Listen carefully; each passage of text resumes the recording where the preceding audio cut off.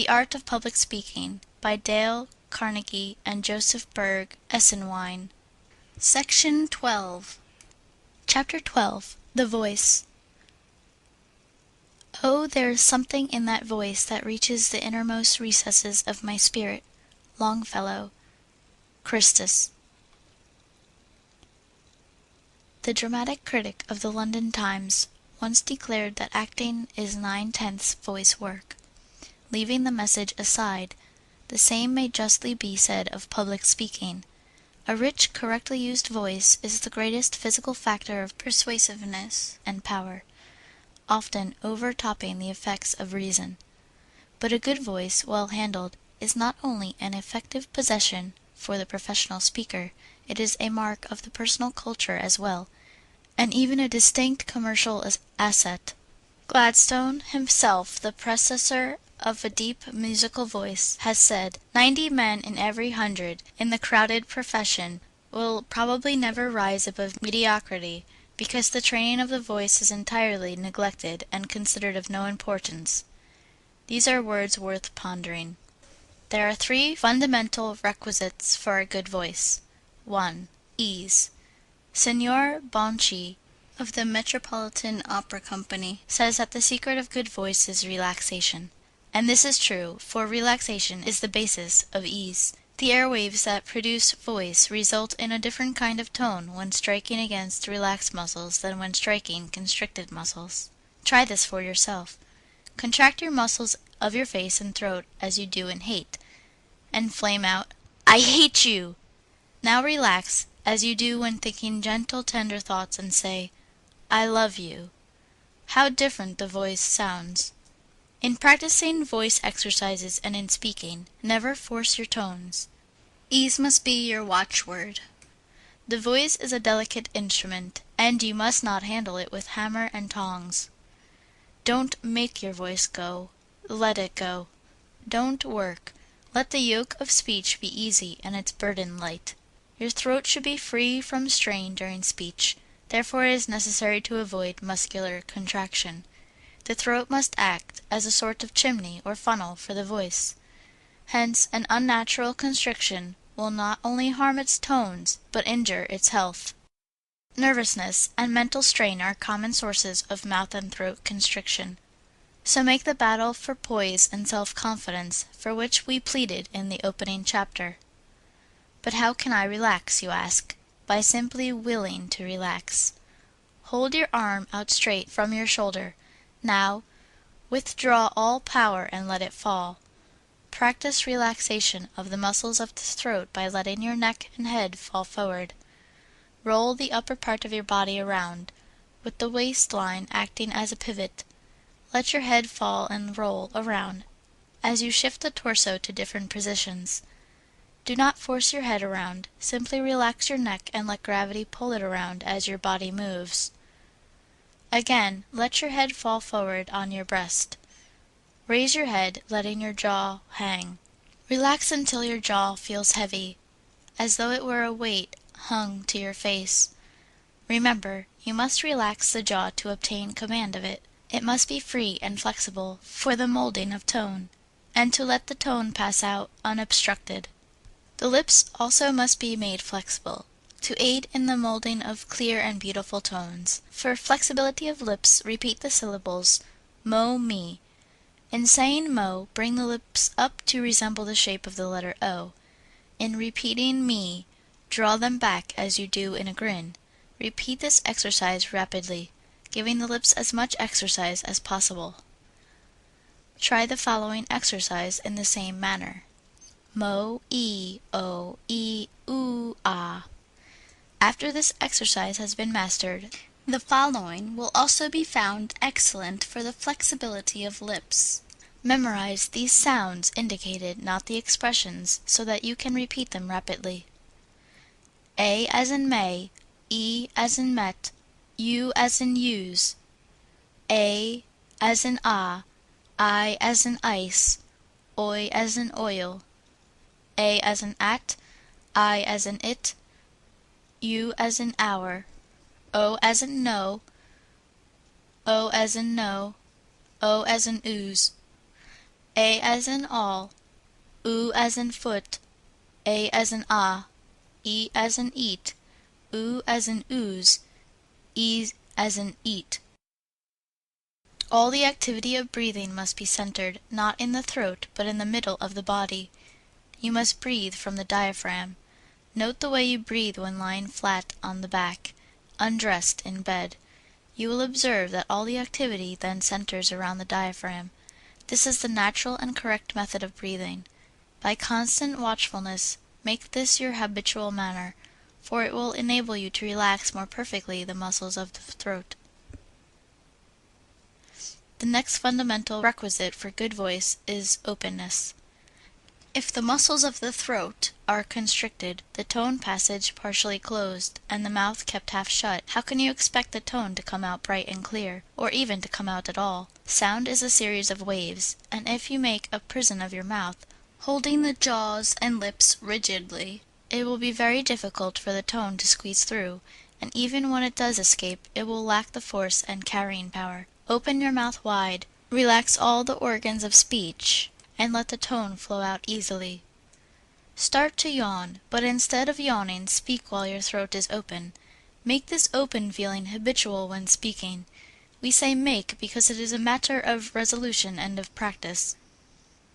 If your vocal organs are healthy, your tone passages may be partially closed by enlarged tonsils, adenoids, or enlarged turbinate bones of the nose. If so, a skilled physician should be consulted. The nose is an important tone passage and should be kept open and free for perfect tones. What we call talking through the nose is not talking through the nose, as you can easily demonstrate by holding your nose as you talk. If you are bothered with nasal tones caused by growths or swellings in the nasal passages, a slight, painless operation will remove the obstruction. This is quite important, aside from voice, for the general health will be much lowered if the lungs are continually starved for air. The final fundamental requisite for good voice is forwardness. The voice that is pitched back in the throat is dark, somber, and unattractive. The tone must be pitched forward, but do not force it forward. You will recall that our first principle was ease. Think the tone forward and out. Believe it is going forward, and allow it to flow easily. You can tell whether you are placing your tone forward or not by inhaling a deep breath and saying ah, with the mouth wide open, trying to feel the little delicate sound waves strike the bony arch of the mouth just above the front teeth. The sensation is so slight that you will probably not be able to detect it at once, but persevere in your practice, always thinking the tone forward, and you will be rewarded by feeling your voice strike the roof of your mouth. A correct forward placing of the tone will do away with the dark, throaty tones that are so unpleasant, inefficient, and harmful to the throat. Close the lips, humming and an. Think the tone forward. Do you feel it strike the lips? Hold the palm of your hand in front of your face and say vigorously, crash, dash, whirl, buzz. Can you feel the forward tone strike against your hand? Practice until you can. Remember, the only way to get your voice forward is to put it forward. How to develop the carrying power of the voice. It is not necessary to speak loudly in order to be heard at a distance. It is necessary only to speak correctly. Edith Wynne Matheson's voice will carry in a whisper throughout a large theater. A paper rustling on the stage of a large auditorium can be heard distinctly in the furthermost seat in the gallery. If you will only use your voice correctly, you will not have much difficulty in being heard. Of course, it is always well to address your speech to the furthest auditors. If they get it, those nearer will have no trouble. But aside from this obvious suggestion, you must observe these laws of voice production. Remember to apply the principles of ease, openness, and forwardness. They are the prime factors in enabling your voice to be heard at a distance. Do not gaze at the floor as you talk. This habit not only gives the speaker an amateurish appearance, but if the head is hung forward the voice will be directed towards the ground instead of floating out over the audience. Voice is a series of air vibrations. To strengthen it, two things are necessary: more air or breath, and more vibration. Breath is the very basis of voice.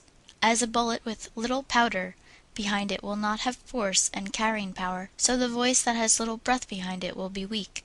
Not only will deep breathing from the diaphragm, give the voice a better support, but it will make it a stronger resonance by improving the general health. Usually, ill health means a weak voice, while abundant physical vitality is shown through a strong, vibrant voice. Therefore, anything that improves the general vitality is an excellent voice strengthener, provided you use the voice properly. Authorities differ on most of the rules of hygiene, but on one point they all agree: vitality and longevity are increased by deep breathing. Practice this until it becomes second nature. Whenever you are speaking, take in deep breaths, but in such a manner that the inhalations will be silent. Do not try to speak too long without renewing your breath. Nature cares for this pretty well unconsciously in conversation, and she will do the same for you in platform speaking if you do not interfere with her premonitions. A certain very successful speaker developed voice carrying power by running across country, practicing his speech as he went. The vigorous exercise forced him to take deep breaths, and developed lung power. A hard-fought basketball or tennis game is an efficient way of practicing deep breathing. When these methods are not convenient, we recommend the following. Place your hands at your sides on the waistline. By trying to encompass your waist with your fingers and thumb, force all the air out of your lungs. Take a deep breath. Remember, all the activity is to be centered in the middle of the body. Do not raise your shoulders. As the breath is taken, your hands will be forced out. Repeat the exercise, placing your hands on the small of the back and forcing them out as you inhale. Many methods for deep breathing have been given by various authorities. Get the air into your lungs. That is the important thing. The body acts as a sounding board for the voice, just as the body of the violin acts as a sounding board for its tones. You can increase its vibrations by practice. Place your fingers on your lips and hum the musical scale, thinking and placing the voice forward on the lips. Do you feel the lips vibrate? After a little practice they will vibrate, giving a tickling sensation. Repeat this exercise, throwing the humming sound into the nose. Hold the upper part of the nose between the thumb and forefinger. Can you feel the nose vibrate? Placing the palm of your hand on top of your head, repeat this humming exercise. Think the voice there as you hum in head tones. Can you feel the vibration there? Now place the palm of your hand on the back of your head, repeating the foregoing process.